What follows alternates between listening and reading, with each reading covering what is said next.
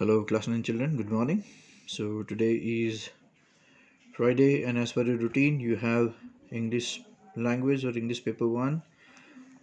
Uh, and coming back to our grammar portions, that is question number 5 in your English language paper. We were discussing about grammatical exercises, and in these grammatical exercises, uh, we had 3 parts of today's directed exercise explanations. Today is part 4, and we are going to discuss a very important exercise, and one of the questions is definitely going to be asked from this chapter in this directed exercise. So listen to it very carefully and follow it. uh, of course, okay, this is not a new topic for you. You have already done this chapter and exercises in your previous classes. We are just trying to uh, understand it in detail and with the exercises, so as to um, find it easy to solve the exercises asked in this question. So up to 17 of such exercises we have already covered in our earlier explanations. So today we are going to deal with number 18, that is active and passive voice. Right? This is a very important chapter for you. So listen to it very carefully. So first of all, we'll understand the background of this chapter, active and passive voice. Right? The background of the chapter, active and passive voice, is verb. Right? That means without knowing verb, you cannot understand active and passive voice. Right? Because this chapter is completely dependent on verb. So first of all, we need to get an idea about verb, right? So try to understand, though it is already known and understood. Once again, we'll see it. What is a verb? A verb is a word that shows action. We already know this, right? Or you might have learned in your earlier classes, any action doing word is called a verb, right? So a verb mainly shows action. Like, take an example: read, write, run, eat, play, sing, dance, walk, and so many other words are there, etc. Right? Now, how do you use a verb in a sentence? And what is the importance of a verb in a sentence? Let's find out. Here's sentence example. Mohan ate an apple. Right? Mohan ate an apple. This is a sentence. And who is Mohan here? Mohan is subject, because he is the one who is doing an action, right? And what action did he do? He ate an apple, right? Ate is an action shown by Mohan, right? That is his eating. The action is eat, right? And the past of eat is ate. So this is a verb. And what did he eat? An apple, right? It is an object. Okay. Now see the importance of a verb. Suppose we have concealed, we have hidden the word it, which is a verb, and let us read the remaining of the words in a sentence. Mohan and apple, right? Mohan and apple. So is it possible that Mohan is an apple, or an apple is Mohan? No, right? The meaning is something else, right? So it is not a logical meaning. Okay, but when we write a verb here, Mohan ate an apple, now it is clear. Now it is understood what did Mohan do, right? And what is an apple? Previously we saw Mohan and apple. In this sentence, Mohan is apple says, and apple is Mohan said. So there is oneness of the idea. Mohan is apple, right? Which is not possible, right? But if we have inserted a verb in the right place, and look at the difference in the meaning of a sentence. Mohan ate an apple, right? So now Mohan is one thing and apple is the other thing. Previously we had oneness of the idea without the use of verb. Now we have used verb and we got two different things. Mohan is one thing, apple is the other thing, right? So we saw Mohan ate an apple. So look at the importance of the verb in the sentence, right? So without a verb we cannot make a sentence, right? So this is a very very important thing, that we need to have verb in a sentence whenever we write any sentence, right? So now I think what is a verb is already understood, right? So verb is a must in a sentence. Okay, now as we have said that the chapter active voice and passive voice is completely dependent on verb, right? So how is it? Let's find out with the help of the definition. See, what is an active voice? When a verb in a sentence shows that the subject is the doer of an action. Here, doer means the one who does an action, right? Is a doer, is the doer of an action. The verb is said to be in active voice. Okay, now you can see what is an active voice. When a verb, so verb plays a vital role in a sentence. When a verb in a sentence shows that the subject, the one who is doing the action, the subject is the doer of the action, right? Such verb is said to be in active voice, right? So a verb rules active voice and passive voice. So without verb, right, it's not possible to have active voice, right, and passive voice. So verb is a must, right, because a verb is deciding here, right, who is the action doer or what action did he do, right? So take an example. Poonam sang a song, right? Here Poonam is subject because she is the action doer. Her action is sang, she sang a song, right? And what did she sing? She sang a song. A song is an object, right? So subject, verb, object is the framing of the sentence. Okay, now move on to passive voice. What is a passive voice? When a verb, again a verb is important here, you see, right? When a verb in a sentence shows that the subject is not the doer of the action. This time the subject is not doing the action, right, but receives an action. Instead the subject receives an action, right? Such verb is said to be in passive voice. Okay, so once again see, passive voice, when a verb in a sentence shows that the subject is not the doer of the action but receives an action, the verb is said to be in passive voice. Take an example. Previous example, Poonam sang a song, right? How it is changed into passive. See, a song was sung by Poonam, right? A song was sung by Poonam.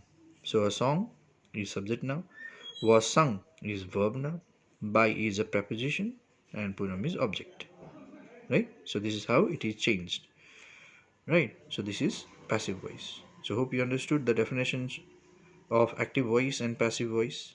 So in both the cases, right, you need to have verb, and the verb is deciding, right, is it an active voice or a passive voice. Okay, so once this is clear, now let us move on to the most important part, right, that is rules of changing active to passive voice or vice versa, or passive voice to active voice. Remember that a question may be asked in either ways, right? It may be asked to change active to passive, or it may be asked to change passive to active. Both the sides, right, is possible. Okay, so you have to understand, right, the changing rules in both the ways. Okay, so see, rules of changing active to passive voice, right, are in this, right, way. Number one, subject becomes object and vice versa. Vice versa means opposite of what it is said, right? Subject becomes object and object becomes subject, right? So let's Take an example to understand this rule. First rule. Abhirup drew a beautiful portrait. Abhirup drew a beautiful portrait. This is active voice, right? Now how it is changed into passive. A beautiful portrait was drawn by Abhirup. A beautiful portrait was drawn by Abhirup. So look at the changes. Previously, Abhirup was subject. Now it became object, right? A beautiful portrait was, right, object. Now it has become a subject, right? Drew, the past verb, has now become past participle with the assistance of an auxiliary verb. Past auxiliary verb was, right? So there is a cross change. Subject becomes object, object becomes subject. That's the first rule. Subject becomes object and vice versa, right? So hope you understood this. Now move on to the next two. Use by before the object, right? By is a preposition, and the rule says use by before the object, right? Okay, just like you saw here, beautiful portrait was drawn by Abhirup. So by is used before the object Abhirup, right? So use of by before the object is the second rule. Now see, it depends on two things. The use of by before the object depends on two things. What are they? A, when the subject is very known, right, or a habitual action doer. When the subject is a habitual action doer, that means he regularly does this, right? Omit the use of by plus object. Omit means remove, not required, right? Or you can drop the use of by plus object in passive voice. Okay, so see, when the subject is very known, that means the subject is a habitual action doer or is a regular action doer, right? Do not use by plus object in passive voice. Take an example. The police arrested the culprit. The police arrested the culprit. Subject, verb, object. Right? Now how this is changed? The culprit was arrested. The answer in passive is the culprit was arrested. So by the police not required because we know who arrested the culprit, and it is the work, right, of the police to arrest the culprit, the wrongdoers, thief, criminals, right? So it is the work of the police to arrest, right? Because the word arrest is a legal word for the police or law and order, right? So without the use of by plus object, that is the police here, we understood who is the action doer, right? So in such cases, we are omitting the use of by plus object. The culprit was arrested by the police. By the police is understood, so it is not required in our answer, right? So here we have not used by plus object, right? Now the second case where we are dropping the use of by plus object. So in the first case, when there is a known subject, habitual action doer, we are not using by plus object. Now in the second case, when the subject is very unknown, omit the use of by plus object, right? Now in this second case is when the subject is very unknown, that means we don't know who is the action doer, right? In the first case, we know who is the action doer, right? Without having used the object, we have understood who the action doer was, right? And the second case says that when the subject is very unknown, that means we don't know the subject at all, who is the action doer. In that case also, drop the use of by plus object, remove the use of by plus object, or omit the use of by plus object. Now see how the example is. Someone stole my pen. See here, someone stole my pen, right? Someone is subject here, stole is a verb, my pen is an object, active voice. So how this is changed into passive? My pen was stolen by someone is not needed here, right? Because we don't know who is this someone. Someone can be anyone here, and it is obvious that someone is not the name of anyone, right? So is there a person named someone? No, right? Nobody names, right, a person someone. Someone can be anyone, right? So Someone stole my pen. So this is a hidden subject. We don't know who this someone is, who the subject doer is. So my pen was stolen by someone is not needed here because we don't know who is the action doer, right? So when the subject is very unknown, we are dropping the use of by plus subject. Now a very confusing, all right, question arises to us.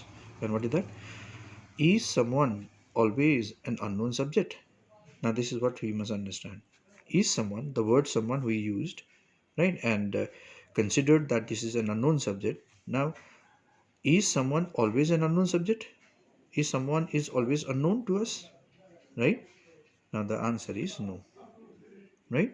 That means sometimes someone is a known subject, right? Sometimes what do you find? Someone is a known subject. Now how is it? Right? Take an example. Someone in the class stole my pen. Someone in the class stole my pen.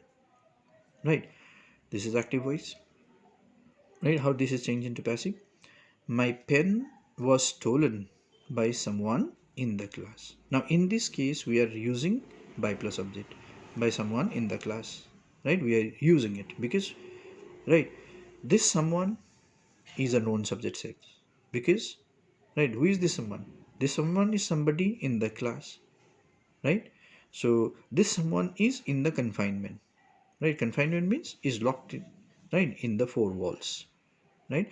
Since in class we are in numbers, right?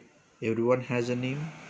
Every name is entered in the class register, right? Class teacher calls out the roll calls or the names of the students in the class, present and absent in the class, right?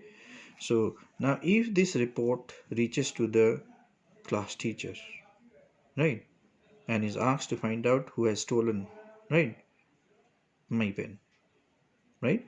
Now when the class teacher inquires, interrogates, and um, being normal or even, right, threatening, right, the someone at last is revealed, right? Somebody would definitely say that, sir, right, he has stolen or she has stolen. Okay, so someone in the class finally is out, finally is let known, right? So this someone in the class is a known subject because after interrogation, after questioning, right, the someone is revealed who the person is who has stolen my pen, right? That is why when someone is within the four walls, right, is in the confinement, so this someone, right, can be possibly found out, right? So thus we are using by plus object in this case, right? So in the class is confinement, is in the four walls, right? That is why this someone is considered known subject. So in this case we are using by plus object, right? So in these two cases we have understood that where are we using, right, by plus object. So hope this is understood. Now see third rule. Now what does the third rule say? When there is continuous verb. Now what is continuous verb? Continuous verb is verb plus ing, right? Eating, going, talking, sleeping, shouting. This is your favorite, right? Always ing. So continuous verb is verb plus ing. Whenever there is continuous verb, right? Now how this will change into passive? Take an example. Zayan is eating a mango, right? Who is eating a mango? Zayan. And what is she eating? A mango, right? What action does she do? Is eating, right? Zayan is eating a mango. The sentence is telling us that she is eating a mango. She has not finished eating it, right? She is still eating it.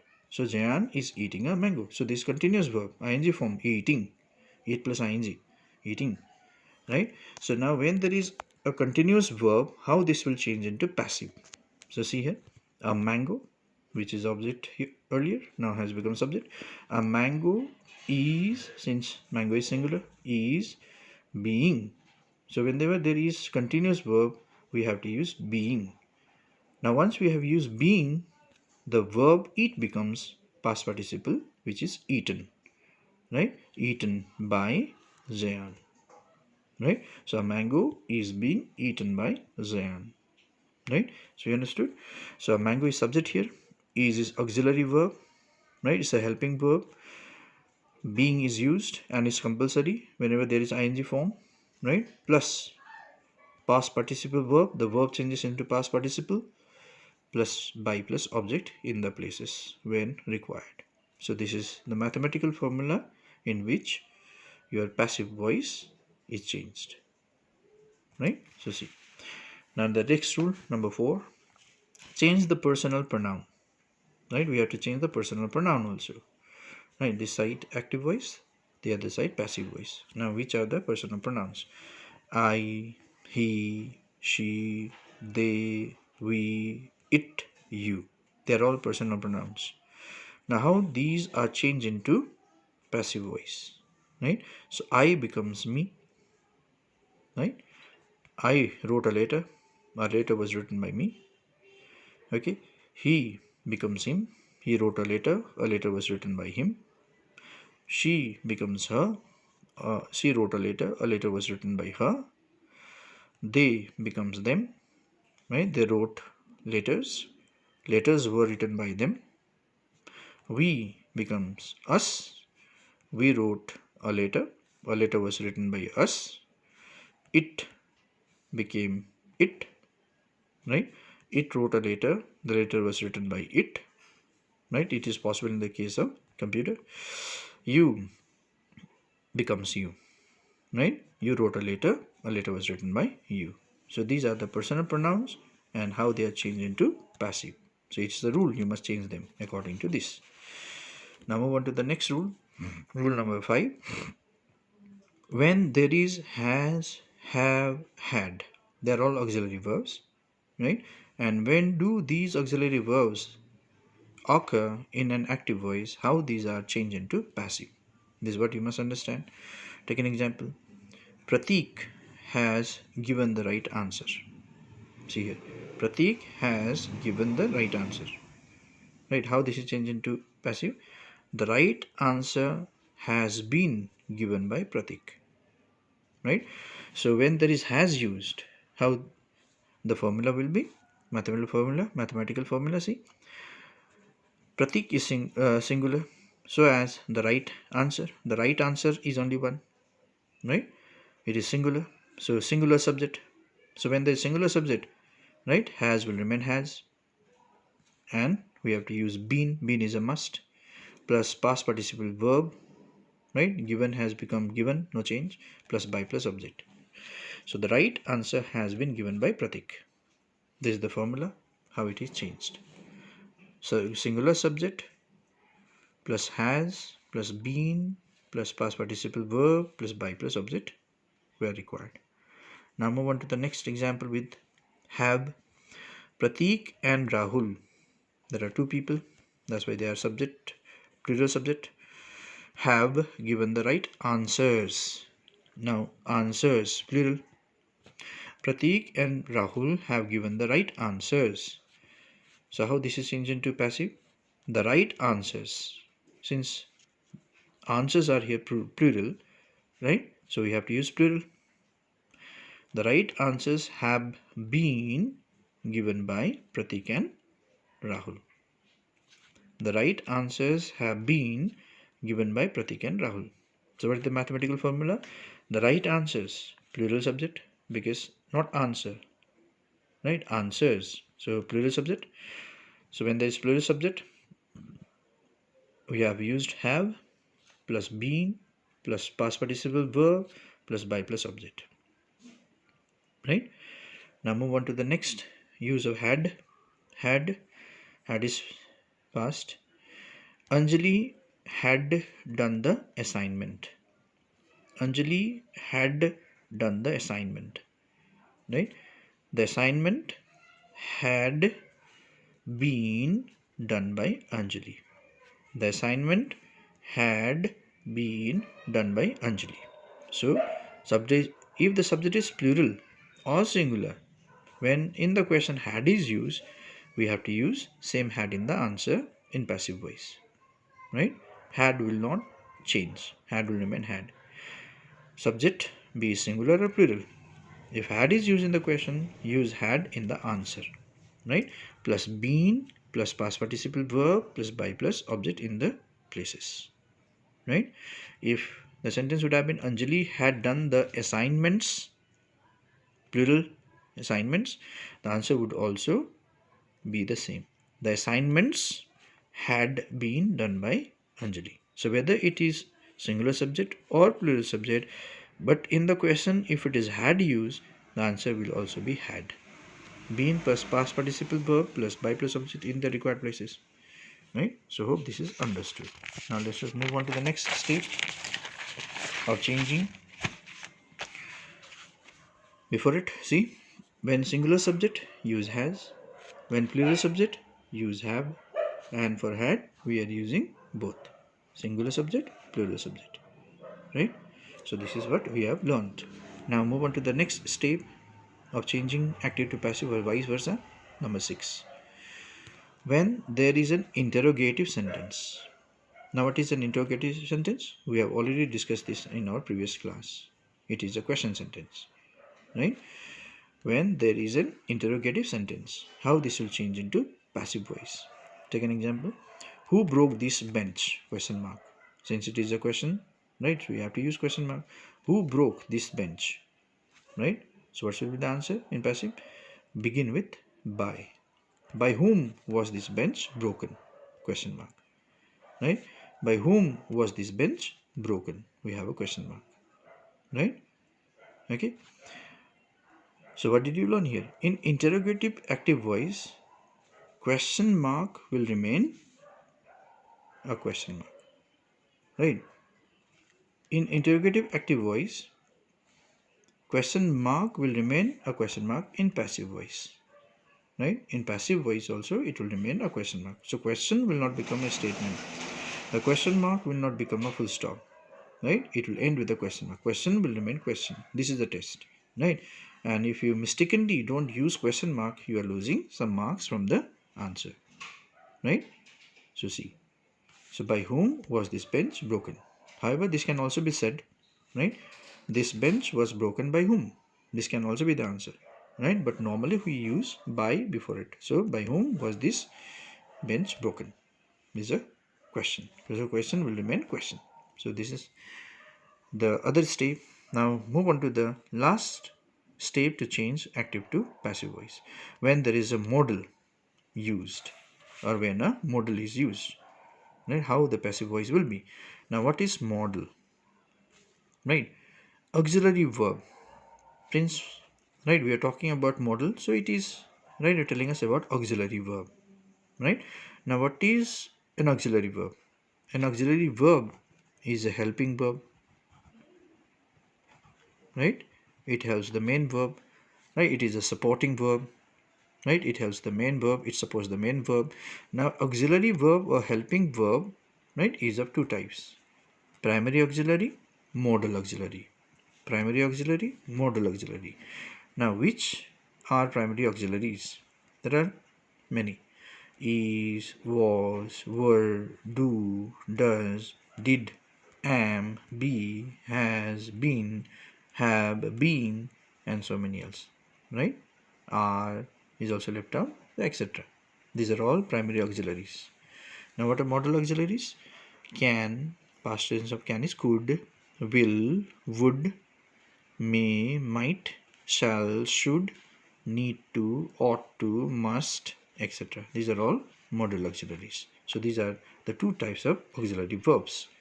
One primary, the other modal. Now in active voice, if the modal is used, how this is going to change into passive? Now see here. Ajay can lift this box. Right? Ajay can lift this box. So can here is a modal auxiliary and it's a present modal auxiliary. So how the passive will be? This box can be lifted by Ajay. So present auxiliary has remained present. So can is not changed into could. Can will remain can. Present into present. This box can be lifted by Ajay. Right? So what is the mathematical formula? This box is subject, is a singular subject, right? Modal auxiliary use ma, modal auxiliary can, and we are using be to support, right? We need to have be plus past participle verb, lift became lifted, by plus object in the required places. Now if the modal auxiliary is in the past tense, how this will change? Ajay could lift this box.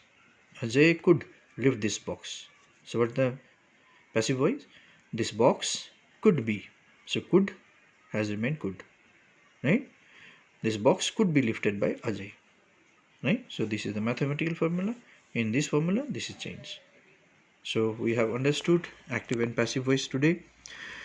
What is active and passive voice? So you understood that verb is very important, because it is verb that rules active and passive voice, right? So without knowing verb, it is not possible for us to know active and passive voice, right? And we understood what is active voice, what is passive voice. Thereby we understood the rules of changing active into passive voice. This is very important. And right, what formula I gave today, what the procedures I understood, I made you understood, right?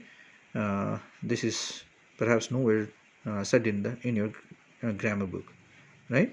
So refer it every now and then, try to understand, right, how it is done, and write this all as it is in your language exercise note, right? And afterwards we'll have to solve the exercises, right? So with this we have ended active and passive voice, right? A very important chapter. Now we are left only with one chapter more to go, that is direct and indirect speech. So that will do it after our unit test. Thank you very much.